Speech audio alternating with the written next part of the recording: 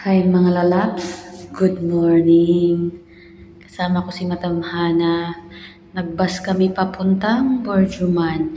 In-invite niya ako na kumain. So, syempre, libre na yan. Kaya hindi ko tinanggihan.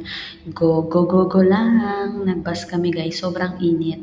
So, mabuti na lang. Walang traffic. So, mabilis yung takbo. Dapat doon kami dadaan sa kabila pala. So, nandito kami. Sumakay kami sa kabilang baso, dito kami dinahan. Sa kabila din. O ano na, di ba? Sobrang init, grabe. So, mabilis naman ang biyahe kasi wala traffic. So, bababa na kami. Di ba? Yun lang, ganun lang. Bababa na kami agad. Dahil malapit lang naman. So, kaso nga lang, pagbaba namin ng bus, sobrang init, guys. Tatawid pa kami dyan. Iikot pa doon sa pupuntahan namin. So, ang sexy ng madam ko. Ayan, iikot na kami, guys. Fast forward na nga tayo mga lalabs. Ito nga kami papasok. Istorbo naman na ito. Kumakanta na ito eh. Gintig na ito eh. Istorbo. So alam mo yung pagkain pala dito. Ang sarap.